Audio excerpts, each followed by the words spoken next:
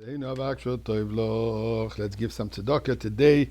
Today, the 13th day of the month of Tammuz. Let's first wish each other a good Yom Tov, because today is the day when, as we spoke on Friday, in 1927, Tov Resh Pei Zayin, the previous Rebbe, was actually freed. On the 12th, he was notified that he will be freed.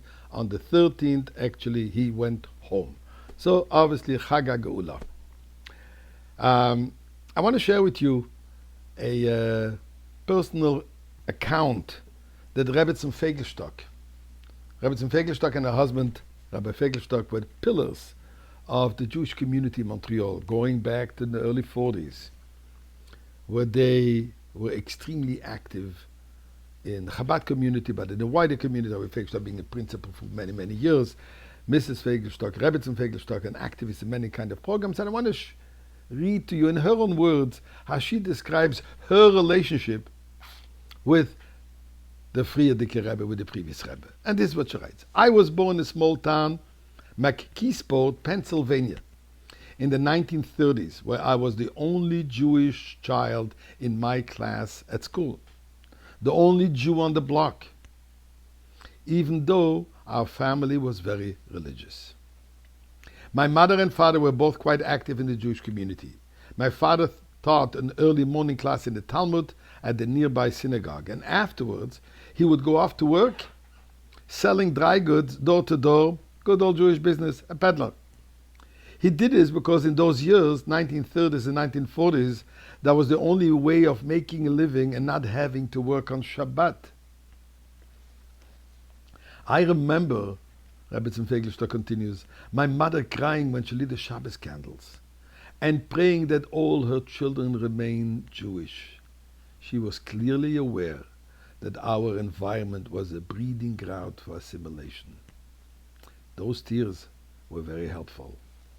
In 1941, when I was 10 years old, a little girl, my parents brought home for Shabbos two shluchim, two emissaries of the previous Rebbe who came to visit our community.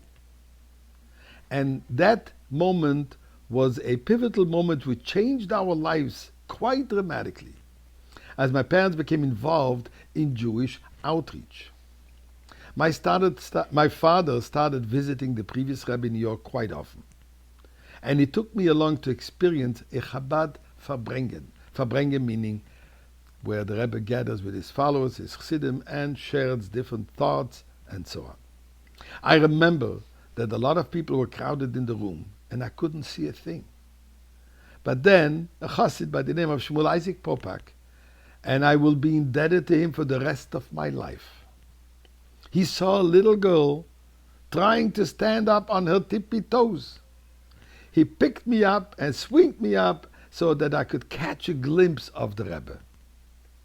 At that moment, the Rebbe saw me, and he gave me the broadest, most beautiful smile. And I knew then that the Rebbe cared. Our family developed a close relationship with the previous Rebbe. He wrote to us every few months, and he advised my parents how to do outreach in our community and how to conduct ourselves religiously. As a peddler of dry goods, my father used to collect the money on Fridays, which for most people was payday, and then they were able to pay their debts. But because of this, he would come home quite late, very close to Shabbos, which upset my mother.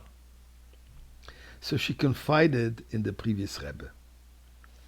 And the next time, my father had an audience, a private audience with the previous Rebbe. The Rebbe told him that he had to have a cutoff time. And whenever he reached that time, no matter what, he had to end and head for home. Listen what happened one day. It so happened that a tremendous tornado hit Pittsburgh one Friday. My father would have kept on with his collections were it not for the directive of the Rebbe. But as it was, he came home. There was terrible rain and wind.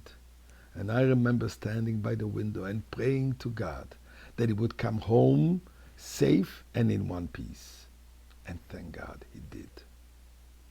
Later we heard that the place where he had been collecting, and he left, as the previous Rebbe instructed him, a cut of time, this area was completely wiped out.